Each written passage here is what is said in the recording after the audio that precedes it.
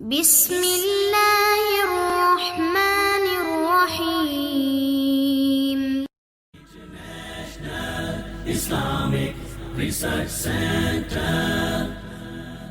السلام علیکم ورحمۃ اللہ وبرکاتہ۔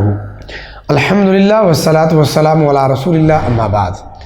محترم ناظرین کرام، نبی رحمت علیہ الصلاۃ والسلام کی زندگی مبارکہ ہمارے لیے نمونہ اور آئیڈیل ہے، بلکہ اگر یوں کہا جائے کہ پوری انسانیت کے لیے ایک آخری آئینہ ہے جسے ہم دیکھ کر اپنی زندگی کو سنوار سکتے ہیں۔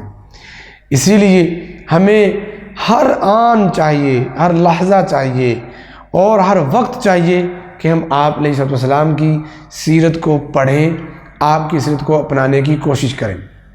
آپ علیہ السلام کی سیرت جب شروع ہوتی ہے تو تمام سیرت نگاروں نے آپ کا سب سے پہلے نسب نامہ ذکر کیا ہے، جس سے آپ علیہ السلام کے تعارف کی بنیاد بنتی ہے۔ آپ علیہ السلام کا مبارک نسب نامہ کچھ ایسے ہے کہ محمد بن عبداللہ بن عبد المطلب بن ہاشم بن عبد مناف بن قصی بن کلاب بن مرہ بن کعب بن لوئی بن غالب بن فہر بن مالک بن نضر بن کنانہ بن خزیمہ بن مدرکہ بن الیاس بن مضر بن نزار بن معد بن عدنان۔ یہاں تک عدنان تک تاریخ تو ہمیں واضح طور پہ آپ علیہ السلام کے نسب نامہ کے حوالے سے ملتی ہے۔ عدنان سے آگے مورخین نے مختلف طرح کے نام ذکر کیے ہیں، لیکن ان کی ہمیں اس لیے زیادہ ضرورت نہیں ہے کیونکہ ہمیں آپ علیہ السلام کی زندگی مبارکہ اور آپ علیہ السلام کے جو بالکل قریبی کے خاندان کی باتیں ہیں وہی ہمارے لیے کافی ہیں، لیکن آپ علیہ السلام کی زندگی مبارکہ ہی ہمارے لیے آئیڈیل ہے۔ لیکن آپ علیہ السلام کے تعارف کے لیے ضروری ہے کہ آپ کے خاندان کا تھوڑا سا تعارف ہو جائے۔ یہ بات اتفاق والی ہے کہ جو عدنان ہے یہ حضرت اسماعیل علیہ السلام کی نسل میں سے تھے۔ آپ علیہ السلام کی جو والدہ ہے، والدہ کا نام آمنہ تھا، اور والدہ آمنہ کے جو باپ یعنی کہ آپ علیہ السلام کے جو نانا تھے ان کا نام وہب تھا۔ وہب بیٹے تھے عبد مناف کے، عبد مناف بیٹے تھے زہرہ کے، اور زہرہ وہ بیٹے تھے کلاب کے۔ اور یہ جو کلاب ہے عربی میں کلاب کہتے ہیں کتوں کو، اور ان کا نام جو تھا اصل میں ان کا نام تھا عروہ، اور یہ نام ان کا اس لیے پڑا کہ یہ کتوں کے ذریعے سے بہت زیادہ شکار کیا کرتے تھے، اس وجہ سے انہیں کلاب کہا گیا۔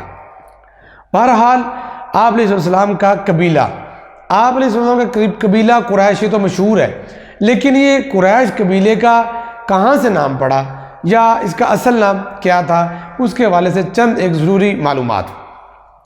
آپ کو جو قبیلہ قریش تھا یہ عرب کے اندر ایک معزز قبیلہ تھا۔ اصل میں یہ فہر بن مالک یا نضر بن کنانہ کا لقب تھا قریش۔ بعد میں فہر بن مالک یا نضر بن کنانہ کا جو لقب تھا قریش، اسی کی بنا پہ ان کی اولاد کو قریشی کہا جانے لگا، اور ان کا نام قبیلہ قریش کے نام سے مشہور ہو گیا۔ اور یہ اپنے علاقے میں یا اپنے اس زمانے میں ایک مشہور اور انتہائی زیادہ ظریف آدمی تھا۔ انہی کی نسل میں سے ایک آدمی تھا جس کا نام میں نے پہلے بھی آپ کے نسب میں ذکر کیا ہے، اس کا نام تھا قصی۔ جو قصی ہے یہ بھی ایک ظریف آدمی تھا اور ایک منفرد ذہین فطین آدمی تھا۔ اس کا اصل نام تھا زید۔ یہ جو زید ہے یہ بچپن میں یتیم ہو گیا، اس کی والدہ اس کو ملک شام کے اندر لے گئی۔ شام کے قریب ایک قبیلہ تھا عزرہ، وہاں پہ جا کے یہ بڑا ہوا پلا۔ جب یہ جوان ہوا تو یہ واپس بیت اللہ کے پاس آیا، کعبۃ اللہ کے پاس آیا، مکہ کے اندر آیا، اور چند ہی سالوں کے بعد اپنی قابلیت کی وجہ سے بیت اللہ کا متولی بن گیا۔ اور جب یہ بیت اللہ کا متولی بنا تو یہ پہلا شخص ہے جسے یہ اجازت تھی، جسے چاہتا بیت اللہ کا دروازہ جس کے لیے کھول دیتا، اور جس کے لیے نہ چاہتا بیت اللہ کا دروازہ نہ کھولتا۔ اور یہی وہ پہلا شخص ہے جس نے بیت اللہ میں آنے والے مہمانوں کی مہمان نوازی کو شروع کیا۔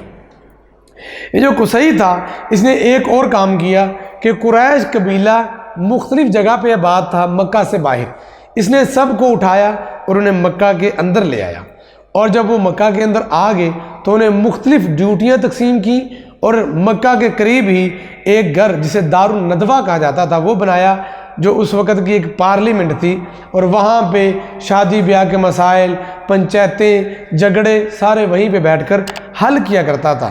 حتیٰ کہ جنگ کے لیے جو جھنڈا نکالتا تھا تو یہ یہی شخص تھا جو جھنڈا لے کر لوگوں کے سامنے آتا تھا یا جھنڈا باندھتا تھا، تو یہ سارے کے سارے لوگ اس کی بات کو ہی حرف آخر سمجھتے تھے۔ چند ایک باتیں آپ علیہ السلام کے نسب نامے کے والے سے اور قبیلہ قریش کے والے سے آپ کے سامنے کی ہیں۔ انشاءاللہ تعالیٰ آپ علیہ السلام کی مکمل سیرت مبارکہ کا مطالعہ ہم اسی طرح سے جاری رکھیں گے۔ آپ دیکھتے رہیں ہمارا پروگرام مطالعہ سیرت، اور آگے سے آگے شیئر کریں۔ اللہ مجھے اور آپ کو آپ علیہ السلام سے صحیح محبت اور عقیدت نصیب فرمائے، اور آپ کے طریقے پہ چلنے کی توفیق عطا فرمائے۔ آمین ثم آمین۔